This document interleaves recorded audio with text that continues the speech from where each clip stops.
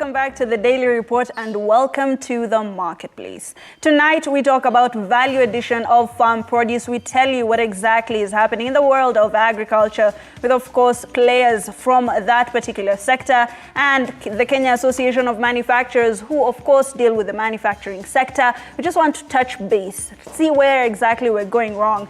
Did you know that we lose about half of our farm produce due to poor roads and production hitches, that is hitches in the value chain? I'll start with you.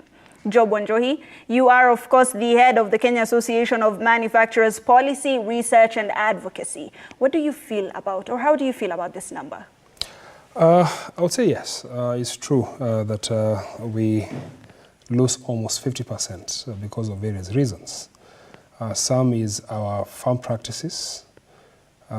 Then you get to the post-harvest losses that are occasioned by various other factors in terms of delay to get to the market, in terms of negotiation with the destination market, on pricing and many other things.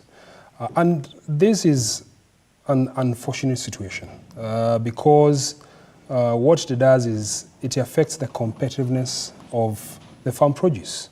And subsequently, because a farmer want to look at the input cost, they're able to recover the input cost versus the production. At the end of it, or then they have to ensure that the pricing of the remaining products that are get to the market is high. Right. And then as uptakers or the processors, yes, we have now to start doing comparison between the farm gate pricing and the international markets, and then we make a consideration on where to source from. So you see the root cause, where it's starting from, right, and that's something that needs to be healed, and that 50% indeed, yes, is true. Right, and of course those costs are usually pushed to the end consumer, and I'm glad that we've started on that note. It's always good to handle situations from the root cause, as you've said. We also have Joseph Choge, who is the Managing Director of Ungroup Limited. Of course, you are a player in this sector. You're the person who feels where the shoe pinches. 50% of course, our farm produce is lost before we even consume it. What do you think about that? Thank you very much, Ibak, for having us here tonight to articulate the issues around agriculture. And I like the question because it addresses what translates into our cost of raw material today. Mm-hmm. Because if I didn't have that 50% loss in the farm gate, then that produce coming in would mean more volume, which means lower pricing that I can be able to pass on to the consumer. Right. So it's painful every day that I go to the farms and see, you know, some say tomatoes, for example, mm-hmm, during a glut process, and farmers are having to throw away, you know, tomatoes, or if it's maize harvest or anything. So that post-harvest handling issue actually needs to be addressed significantly, so that it reduces the cost of manufacturing for us, you know, in one way, because as long as the cost of input is low, definitely that pricing can be passed on to the consumer. Right. Today, you know, coming from the milling sector, somebody can easily, I was expecting you to start throwing stones at me. Right. Wapi unga ya 100. Oh, we were about to. It was going there. I knew it was coming. But, you know, but the question is, how do we go back in through the value chain, mm-hmm, to be able to see to it that whatever the farmer has toiled, right, yeah, actually goes to the market, reaches the market, so that the P&L of the farmer can make sense, right, and he can be able to pass the same on to us, so that we can pass the same on to the consumer and avoid that stone throwing. Right. Yeah. And Joseph, thankfully here at TV47, we usually do our homework. We don't just throw stones. We do not blame anyone in the market. We do realize everyone has their significant role to play. And speaking of significance, of course, we have a few numbers here that we should be going through so that we know where exactly we are as a country and the significance of agro-processing, especially when it comes to consumption and the price of the goods that you consume there at home. Yeah. Now, Kenya loses almost half of its farm produce to poor roads, production hitches. Those are, of course, hitches that come, you know, within the value chain. We have several players all the way from production to consumption, and small-scale farms of about 0.5 hectares and 10 hectares is what we usually have in the country. So we have a lot of small-scale farmers, and they dominate the HMP areas. HMP, of course, being the high potential areas within the country. We are largely arid and semi-arid areas. If we have a lot of small-scale farmers taking up small farms, you know, that also does affect the production. We have small-scale farming. We do not have, you know, the power of numbers. I'll just throw it to you, Job. When it comes to small-scale farmers, of course, they are the majority farmers within the country, and they have small farms, and these are high production areas. Is this maybe one of the reasons why we are not producing as much as we would be, considering that each farmer does have the independence of growing whatever they want? You have stated the truth, that this is one of the reasons that are hurting the productivity of our farms. Right. Because even mechanization, unless you do mechanization with small machines as opposed to the large machines that are tractor pulled or driven, you cannot easily mechanize such farms. And we have been working with various partners to see how mechanization can happen, how we can have, like now, uniformity of production in some of these areas. And production can only be spared. Let's say probably it's zone A or county A. Production will be spared in such small acreage when there is an off-take plan that has been provided, right, whereby you're saying that in this county, it's a county that has comparative advantage as far as avocado farming is concerned, or as far as potato or tomato farming is concerned. If we can get critical mass of 5,000 tons per day, you see probably 2,000 farmers or 3,000 farmers will come on board, and they will continue with sustainable farming, more competitive farming, ensuring that the input are coming in at the right pricing, ensuring that there is probably a levy that is being charged to ensure that there is infrastructure development, though we have other levies that have been put in place by the government, so that there is homogeneity of the products that are coming from a certain area. And by doing these, then you're able to drive what is called now the critical mass. And how is it driven? Is ensuring that once we have 2 acres here, 3 acres there, 10 acres there, we have an aggregation center. And now, us as processors, we have now a contract, or we have a memorandum of understanding with the aggregator, who now is getting the farm produce from all these farmers. And again, with the aggregator and the farmers, again, they can have a contract. Right. And by doing this, you ensure that we're able to address the governance issues. We have stability of the prices. Today, the PS for industrialization was charging us on something called the futures. We should not be discussing the pricing of the products today. We should be selling the product that will farm 5 years or 6 years to come. But now this one it comes to the fore if at all we have the stability of the prices, or we can be able to predict the prices in a way that is not hurting the farmers, right, is not hurting the processors. Right. Of course, you've said something about sustainability and homogeneity, especially when it comes to sourcing.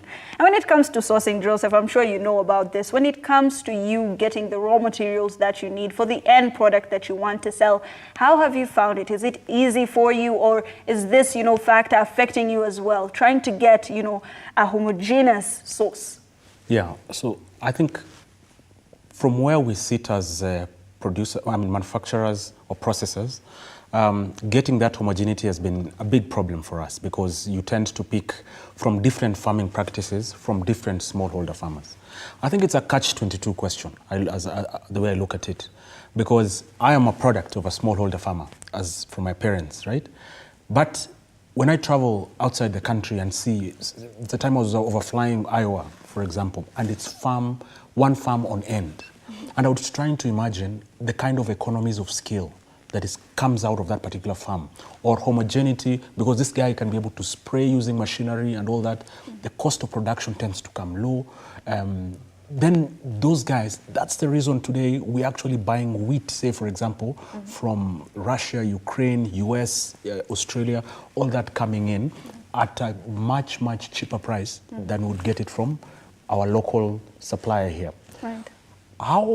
Now, the catch-22 for me is, I still want my mother to be able to produce that food so that I can be able to take my sister, my brother to school. Right. But then again, I'm asking myself, how can I be competitive enough to be able to go out in the external market and export that product and be able to bring dollar inflows so that we can avoid to have this shortage? Right. And it pains me every day. I come from Trans Nzoia in Kitale.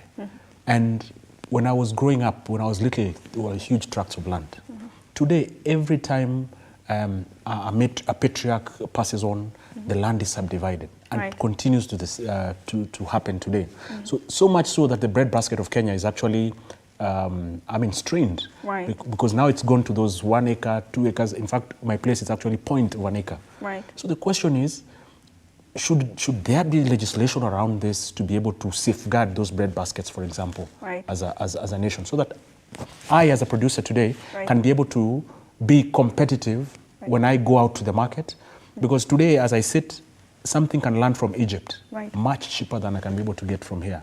How do I fight that if we continue fragmenting the land the way we are doing today? And of course, you have to look out for whatever product you want to sell, and you have to consider the cheapest and the best quality that you could possibly get. And now I just have to throw it to you, Job. He has said, could there be a legislation somewhere that could help, this homogeneity and ensuring that there is some sort of seamless production within the country and protecting the breadbasket? What is your thoughts?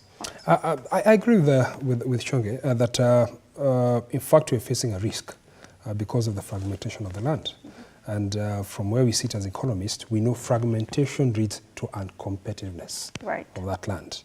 So I think the government needs to come up with proper legislation that in some parts of the country, land can only be subdivided up to this point.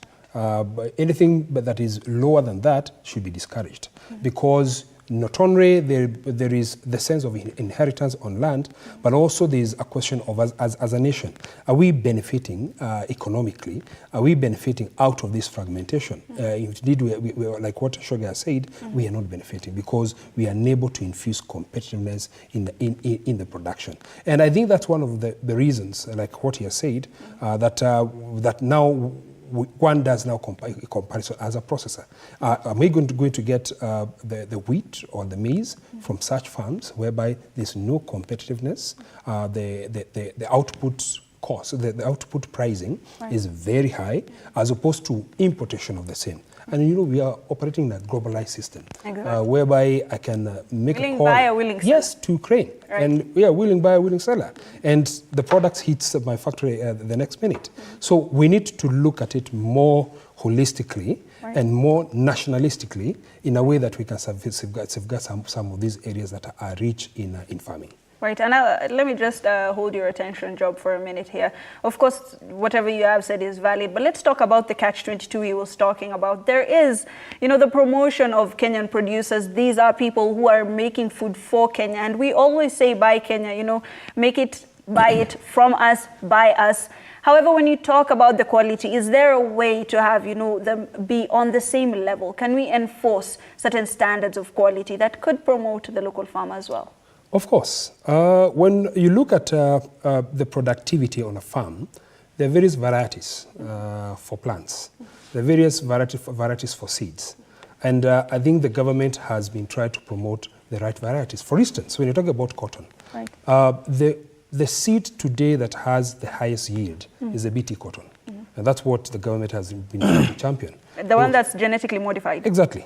And because the productivity around it is a bit high, such that even if you are planting in 3 acres or 5 acres, you realize better outputs as opposed to when you are planting the traditional seeds. So we need to have strict policies that are being implemented.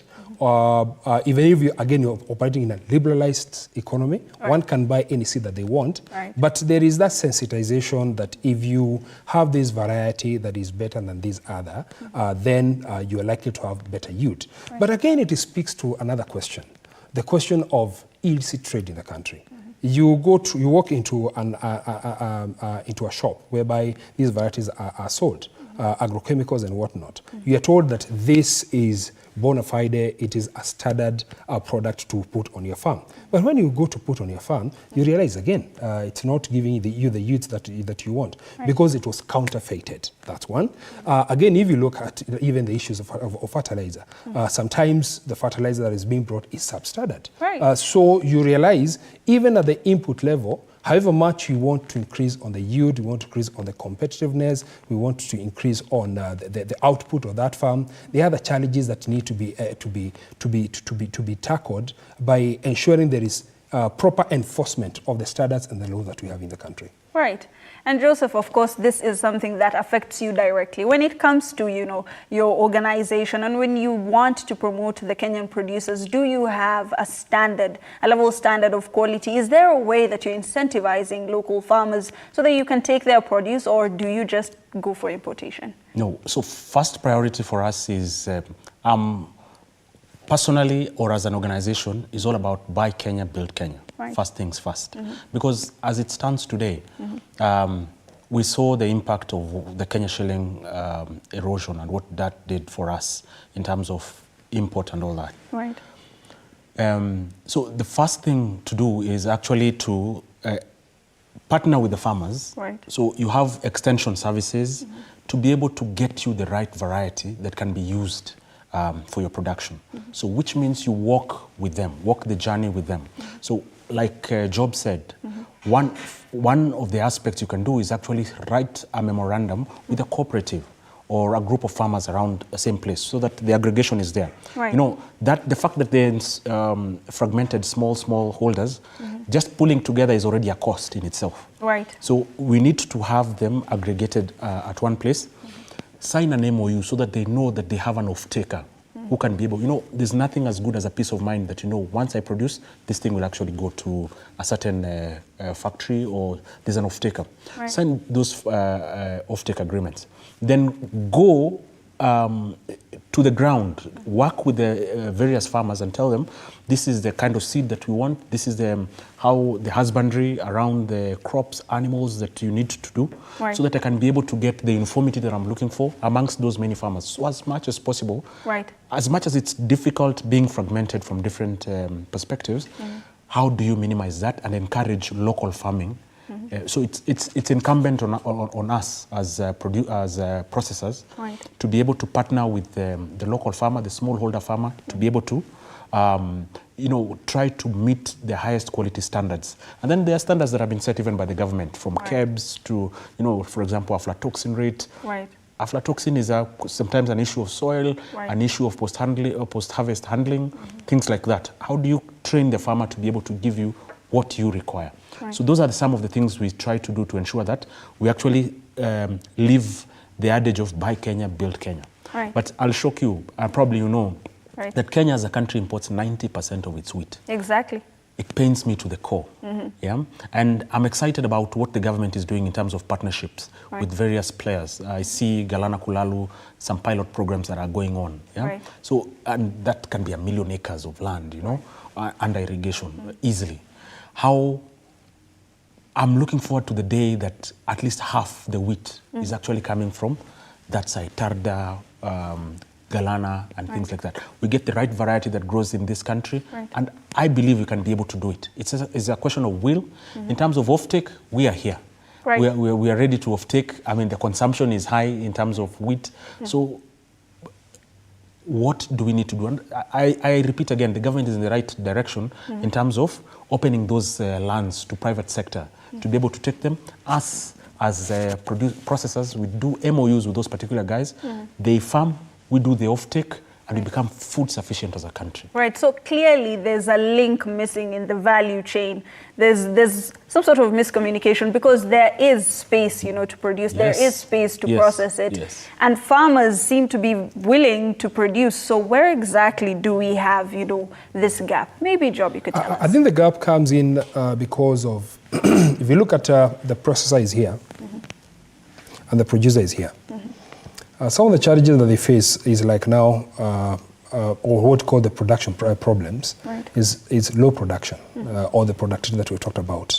And the processor on the other side is looking at that. But the farmer doesn't know that there is low productivity on the land. Right. Or when we're talking about the unpredictability or poor quality of the input and the output, again, it affects the yield. Or we have disorganized markets that are not well streamlined, or even limited information on the markets. Right. That is on one side of the production problem. When you look at the agro-processor problem, it's lack of predictable and consistent supply, price, quantity, and quality. Right. Because you want to plan your books well, to know that you have consistent supply, You have consistency in pricing, right. consistency in the quantity and the quality of the products that are coming from the production centers. Right.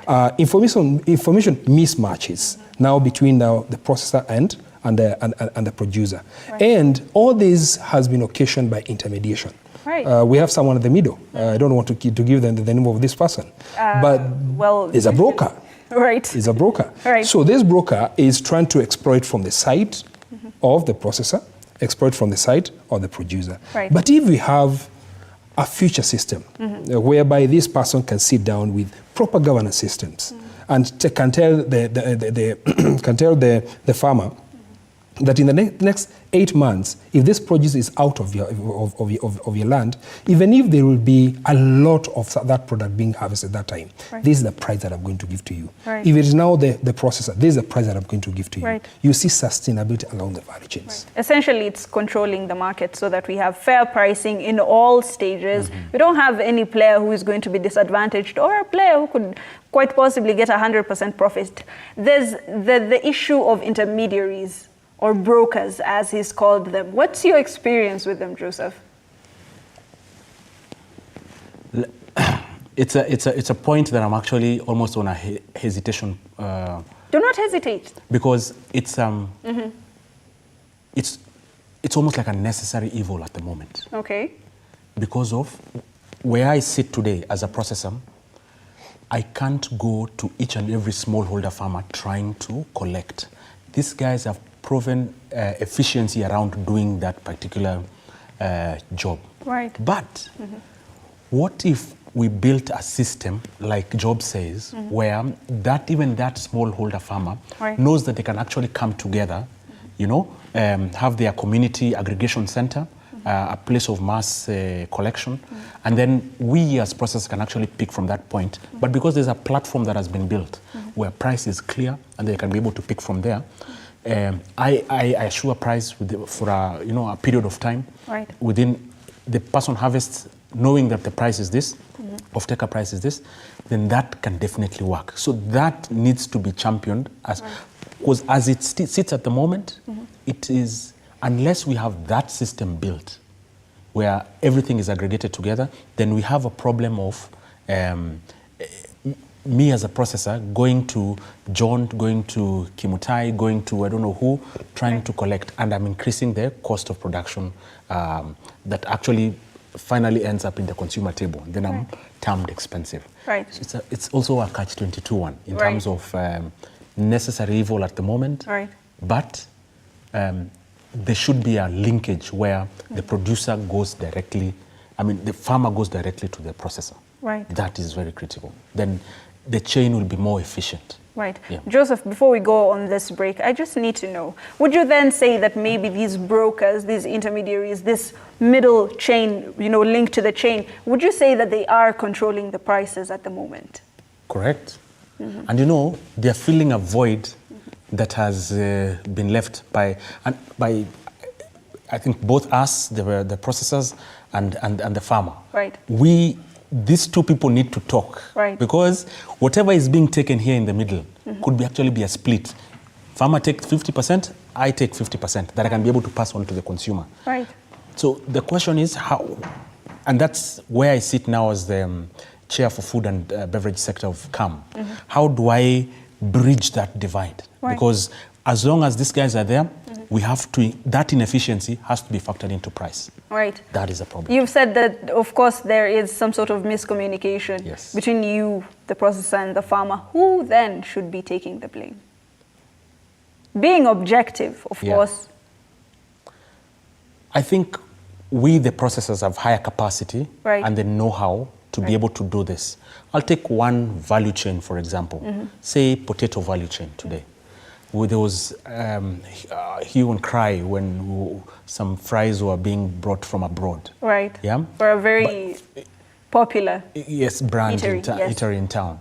But I'm saying today, what stops that eatery today going to a potato growing area in this country, aggregating the farmers, giving them the right seed, the variety that they want, and be able to grow that value chain, so that these guys have a direct off-taker from them, and there's nobody here in the middle. You get amongst the farmers, they just aggregate amongst themselves. Then that manufacturer goes and off-takes from this. That is the only way we're going to kill that void that is here. It has to take willing processors to be able to bridge this divide.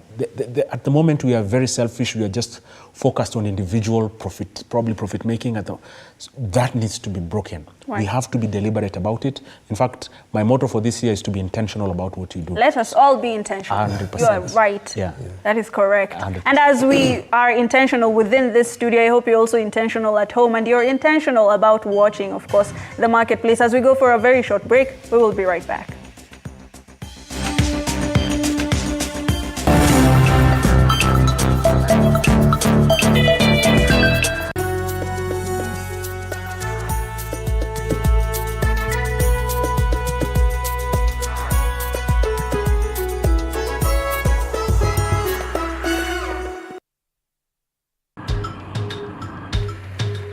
Na safari hii katika Mfahamu Kiongozi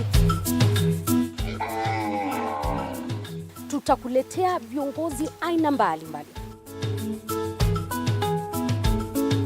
Nikuwe na nisani kama 10 na pia nikuwe menua minibus. Minibus nikoniwa. Kushinda unaangalia simu ya mzee. Soma Biblia ama ingia kwa washroom ujisugue.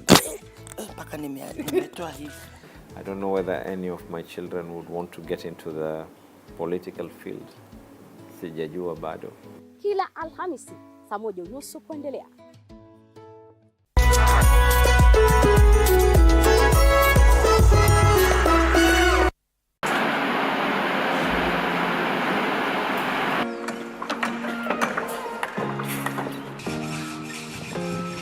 Join us on a journey through the concrete jungles and rising skylines, where every beam, every nail tells a story of progress and vision. In every aspect of life, you have to look at several dynamics. From groundbreaking, Nowadays with the tech, you can check on different websites or you check online and you can see some inspiration. So at least that one would be a direction already.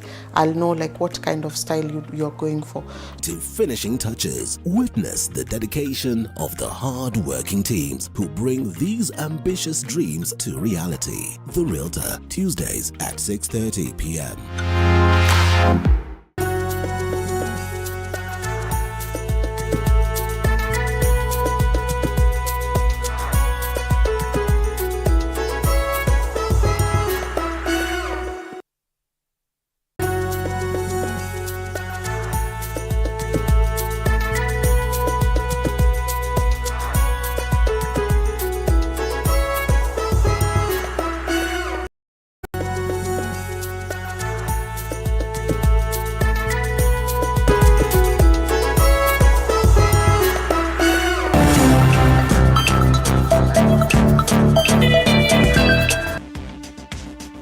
Welcome back to the marketplace. Of course, while we went on this short break, we were still having the conversation here in studio, and we were just trying to see who exactly is responsible for what, how exactly can we boost production, and of course, how can we make it cheaper for the consumer. Job, you were saying something about, of course, governance and policy making and how it could help with small-scale farmers. Please do tell us more. I was trying to give an example of like now tea and coffee in the country. You can see sustainably we have been able to mop up from small-scale farmers. Right. The land that I've inherited from my mother is less than 2 acres, and it has coffee on it. Right. And for the last 20 years or 25 years, we have been selling to one factory and all other farmers around where I come from. That's what we have been doing. So governance structures are quite important. And it is an unfortunate case why the cooperatives in this country had to die. Right. Because those were the game changer for the country in terms of, from the onset, we never owned very big chunks of land. Right. The one that we can call estates for farming, which are 200 acres or 1,000 acres. Right. From the independence, probably it was 10 acres, 15 acres. So the importance of cooperative was very important. So having them coming back, I would say that it is a traditional idea. It's something that is very important because of how our land is fragmented, or how probably we own small pieces of land. If you compare with what Shogo was talking about, it is from one corner of the country to the other, whereby it's just one land that is doing wheat farming. So because of that, then governance structures need to come into place. Cooperatives need to be well managed so that we can have an uptick from these farmers, and now these cooperatives can be able now to have direct linkage with the processes. Right. And having direct linkages is very important, considering that Kenya's manufacturing sector contributes, as at last year, about 7.8% to the gross domestic product, representing a value of about 3.18 trillion Kenyan shillings. Now, the government is very, very keen on pushing this from 7.8% to around 20%. Joseph, as of course the managing director of Ungroup Limited, would you say that maybe this could be a dream that could be achieved? Is this something that we could achieve as a country? Absolutely. And I'll go back to exactly how we went on break, when we are intentional about it. Right. As long as we're intentional about it, I believe that as a country, and as I've seen what the government has tried to do. I'll tell you, for example, the maize yields this financial year, what we are milling today, for example. Last year, around the same time, we had issues. Remember, we were importing from Zambia across the border. But then today, in fact, I was worried that the prices of maize around now would be around 6,000 bob, 5,000 shillings. But actually, the fertilizer subsidy worked. We had more farmers encouraged to go to the farm. Higher yields came out, and you can actually see that there was more productivity, and we've reduced, imports of maize as a country. In fact, as it stands today, we've not imported any maize coming from outside Kenya. So that tells you, if we're intentional about what we want to do, then we can be able to do it. That growth in yield directly translates to what agriculture and agro-processing contributes to them, to the GDP of the country. And it can be in different sectors, from dairy. I see we are very intentional now about cotton, for example. What I've said in the Galana Kulalu, for example, companies are now doing, I've seen a company that's just done a pilot of rice. We import a lot of rice from Pakistan, I don't know where, but this company has just proven that we can be able to mill our own rice and actually do double yield compared to what is being yielded at, say, the parts that are growing rice today in Kenya. If we're intentional like this, then that 20% cannot be a mirage. It can actually be a reality. And concerted efforts are, of course, very, very important. Considering you've mentioned irrigation, irrigation is very important, considering we are about 75% arid and semi-arid. The places that have, that are high yielding are 16%, give or take, 15%, give or take. It's not enough. It's not enough for us to be bragging. Let's just look through a few numbers here. We, of course, have that 80% of Kenya's population depends on agriculture, and only 16% of land is high to medium potential. And of course, agro-processing currently contributes to about 2.4% in national employment. And employment is very important, considering that in manufacturing, we do employ around 352,000 people directly. You can imagine the impact indirectly. Now, this number is still low, because if 80% of Kenya's population depends on agriculture and we only have 2.4%, nationally being employed, there's a huge discrepancy there. I'll start with you, Job. Why do you think we have a discrepancy? The discrepancy comes in because basically in our value addition, we're doing what is called the last mile value addition. Because 60% of the products that we are working on, or 60% of our inputs, they are imported. We are looking at how we can reverse that and have more of local sourcing. And that's the reason why the government has been talking about value chain integrations. If you look at Cabinet Dispatch of 27th April 2023, it has 9 value chains that the government is intervening on. And it is in those value chains, then we do agro-processing, that we are going to see a reverse on the statistics that you're showing here. Whereby, if you're talking about the jobs in agro-processing, growing from the 2.4% of the national employment to higher than that, because when you look at the comparative advantage of the country, we are an agrarian nation. Right. So we need to have better figures, more than the 2% of the national employment. Right. So the cabinet dispatch is looking at like now the cotton to value chain, cotton to fashion value chain.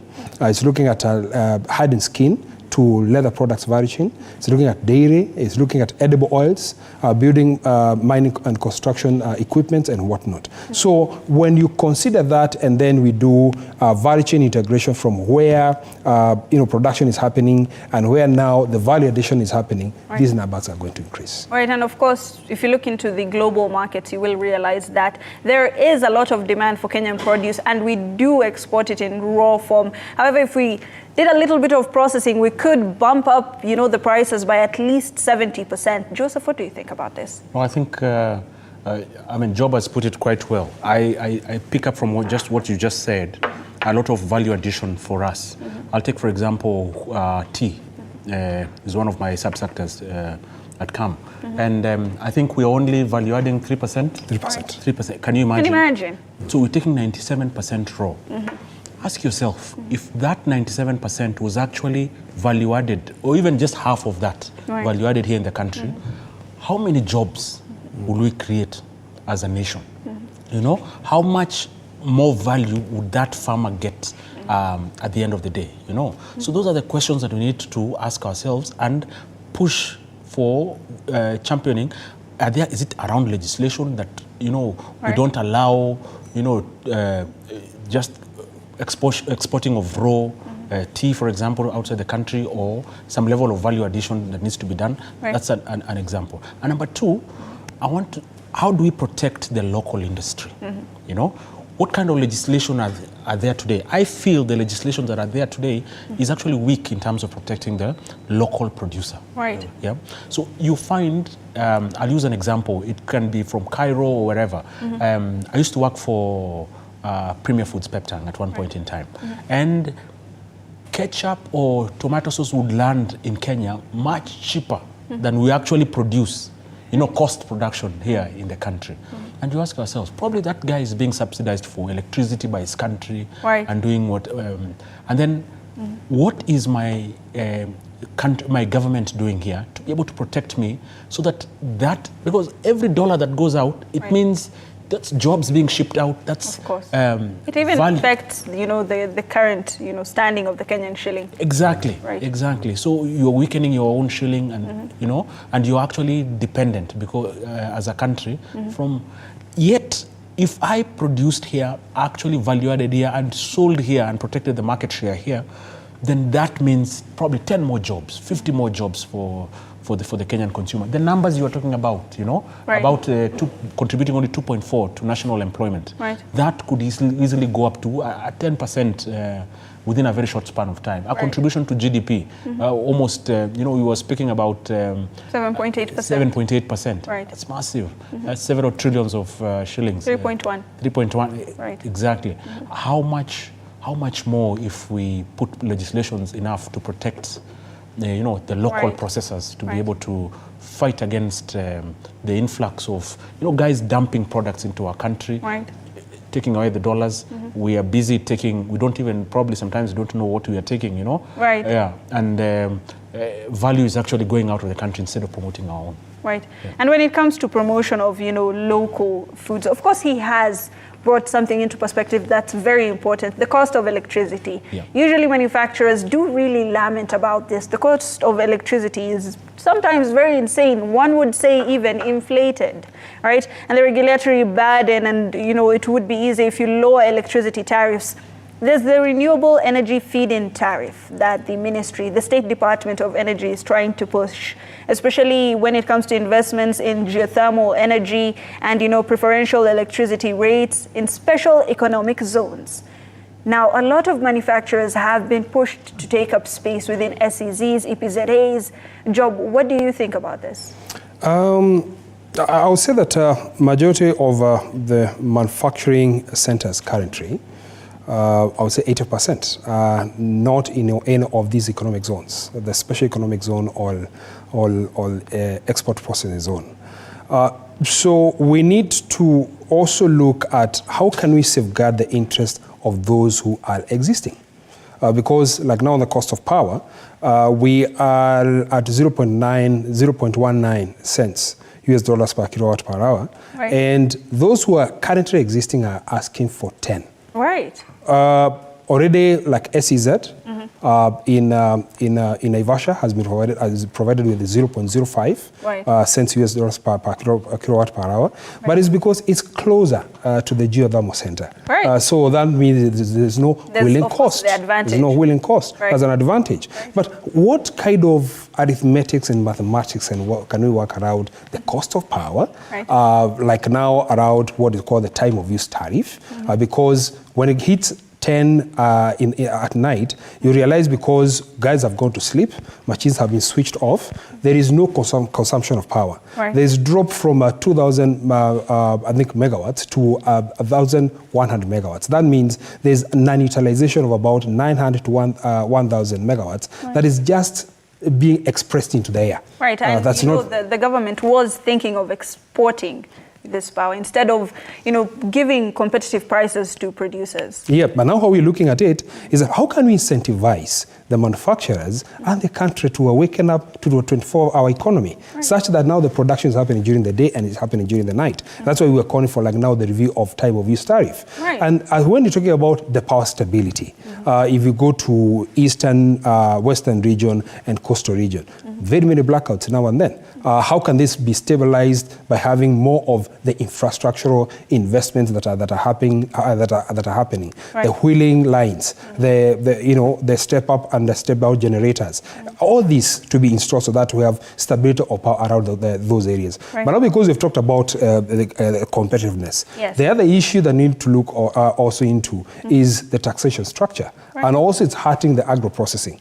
If you look at the taxes or the fees, charges that are imposed by the county government, right. even by the national government. If you look at the MTEF, it is even proposing some levies on agricultural output. Right. So all this is going to have a negative effect on the agro processing. Right. So our national taxation structure need to be guided by what was approved by the Parliament towards end of last year, what is called National Taxation Policy, right. So that it guides us when we're coming with Finance Bill 2024 or even Finance Bill 2025, so that it does not end up hurting agro processing, does not end up hurting the manufacturers. I come back to the point of SEZ and EPZ. Yes. It's good to continue incentivizing them because these are the drivers of the export-led growth. If you look at the export processing zone, itself, the regulation that are in place indicates that they're supposed to export 80% of the products that are manufactured in those centers. Right. Subsequently, this is what is going to correct our forex situation. This is what is going to bring more of our foreign earnings. Right. It is in these centers that we can continue doing more value addition and local content inclusion. Right. So they are very important. Good to continue incentivizing them, even the SEZ, but let's have a fair and level playing field, right, between those who are not in any of these zones and those that are in the zones. Right, and I'm curious to know, for a lot of establishments and factories that are already set up outside of SEZs, and the SEZ dream is a good dream, I think, as a country. It's something that we should be aspiring to for startups, for already established factories. Joseph, what do you think about this? So, I agree with you. For SEZs, for those that are actually coming into the fray, moving in from different countries, in cottage to be able industries, to, cottage industries being set up here. I think it's from an economic perspective, from looking at it holistically as a country, I think it's a good thing in terms of attracting investment into the country. So that's welcome. But like Job says, how do you provide a level playing field for all, and especially if any of those produce will probably end up in the local market. Right. Then I'll be uncompetitive, right? Yet I'm the very first guy who actually invested in this country because I believed. Some of us, we've inherited businesses from 1908, right, set up here. How do I get that impetus to be able to invest even more? Right. From where we've set up. Some setups are are such that you built probably, for millers, probably built silos that cannot be moved to those SEZs. Exactly. And things like, so you're stuck, you're literally stuck. Geographically speaking, it's possible. Exactly. Probably, yeah, come and earmark where we've sat as SEZ and probably give us those advantages that are being given to. But basically what I'm saying is, I think it's a welcome move to have SEZs, to have special tariffs to be able to encourage investment. But let's look at how to make it a level playing field for especially those people who are already established and are actually employing a lot of Kenyans in their various places. Right. Joseph, let me just take you back a little bit to the tariffs that we were talking about. Yeah. And when it comes to electricity and such tariffs, you, of course, have proposed the time-bound tariff that would help, especially when it comes to nighttime, for industries that usually, work round the clock. Now, there is a possibility that with upcoming policies that maybe the Kenya Power would not be the monopoly when it comes to production and distribution, not really production, but distribution of electricity. What is your take on this? Do you believe that opening up this market would ensure that maybe industries have competitive prices when it comes to production? Ibak, there's something about competition that does to stabilize demand and supply. Right. Which means for a fair price, if I'm on monopoly, I'll charge you the way I want. Right. And I'll do what I want. If I want to switch you off, I'll switch you off. I'll switch you on the way I want. Right. So I believe some level of competition is very much welcome to be able to create somebody has to improve on efficiency. Because today, I believe we are paying for inefficiencies just because I have no option, right?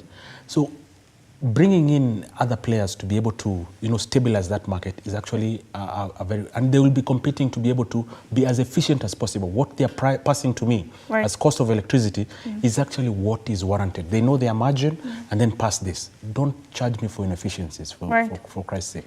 And then at that point is when a company that is distributing electricity will realize instead of having the idle power, 1,000 megawatts that Job was talking about, idling at night, somebody thinks, I even lobby the government and say, at night, that tariff, let it be even a quarter of what the tariff would be. Right. But for that production, we want a controlled mechanism for that production is actually export. Right. And guess the amount of dollar flow. Because we are now competitive from an input costs. Right. Some taxes are waived as a result because we are targeting the export market today. Right. Today I have excess capacity that I'm not utilizing, over 50%, 60% capacity as a milling industry, for example, today. Only, I think we are averaging 40% as an industry. How can we utilize that 60%, today? Can we be allowed, say, for example, this silo is earmarked for export. At night, at the rate of normal rate of 10%, you're subsidized so that you can be able to go and compete with the Egyptians out there or whoever is bringing it cheaper into the market, so that I can be able to create more jobs, because that's more volume that's going out and that's more dollar inflow, and we'll be able to cushion our country as processors. Right, and as we, throw around all of these ideas, Job, of course, you are the head of policy research and advocacy in the Kenya Association of Manufacturers, and you do have, moments that you talk to, the government and the powers that be. Do you usually float these ideas? What is the reception from the government? The government listens, but to a certain extent, there are moments that you're not heard. Right. Subsequently, then you realize there's an adoption of a proposal and they see, oh, this is a very good idea. But there are other bureaucracies around that idea that deters its implementation. And we have seen that in many instances. Like now, the cost of power has been a debate that we have been talking about for very many years. But every year, we are not seeing a de-escalation on the tariff. We are seeing revision of the tariffs upward. Like now that happened last year in April 2023, and also even the subsidies that have been provided were withdrawn. So you see instances that government is adopting what we are discussing with them. For instance, in the Finance Act 2023, we had like now the VAT exemption on the export services. from the 16% now it was put as VAT exempt. There is also what we call EBITDA. That is, EBITDA is, had a formula whereby 30%, there was a 30% restriction on the interests that accrue out of the normal the local loans, but that again was exempted. So that means you can be able to claim 100% of the interest on the local loans through EDIBA.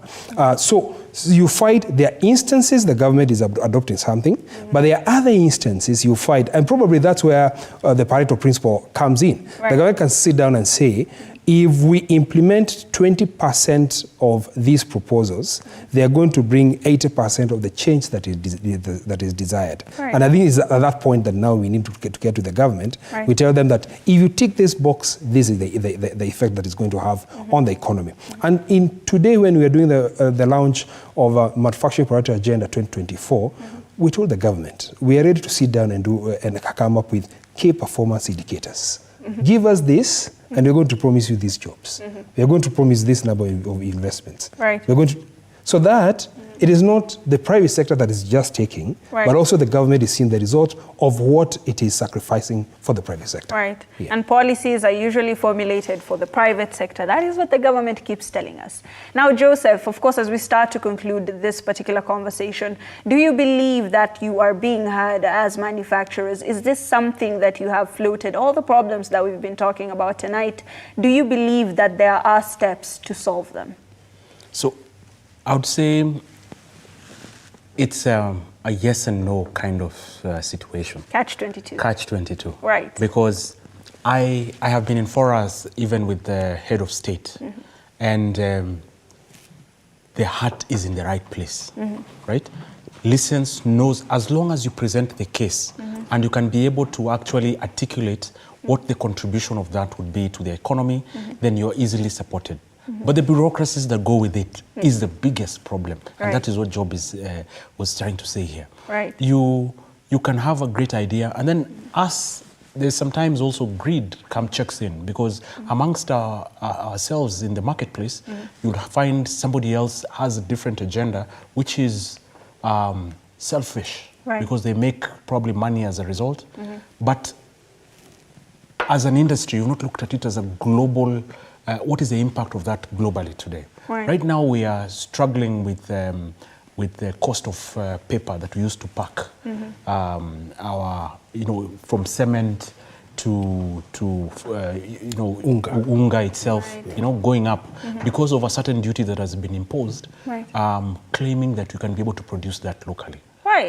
But that local production is not being seen. But I don't know if somebody's setting up or what. But in the meantime, I am forced to pass that expensive pricing on the packaging to a consumer, because I cannot be able to bear that cost. So looking at it holistically, I think there's goodwill. The goodwill is there, and I can't say it will come easy. It's continuous engagement between ourselves in the private sector and the government to be able to see to it that we're supported. The Ministry of Trade and Industrialization under CS Miano today, I want to commend her, because she's been a listening ear.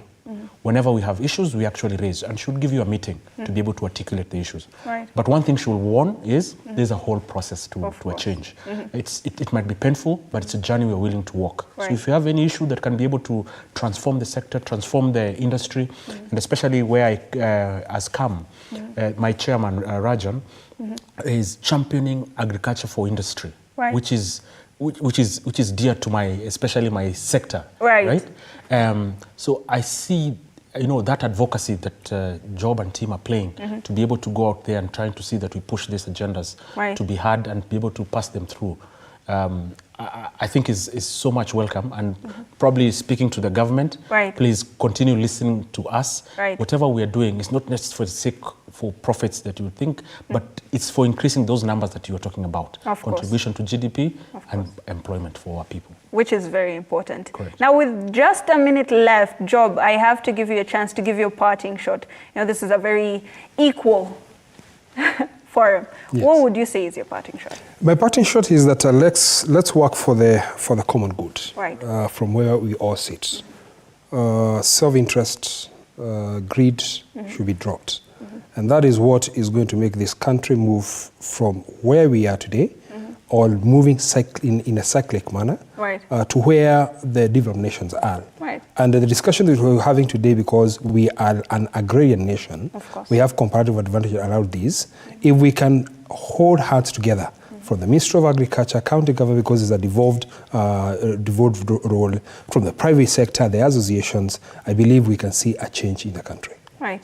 And change, of course, is always for the good. They always say that the only constant in this life is change.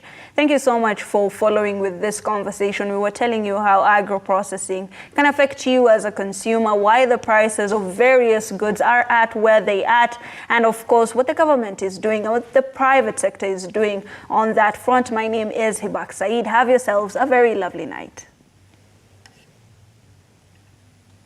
Thank you so much, gentlemen, for coming. Thank you. Yes. I really appreciate it. Yes. I know easy conversations sometimes.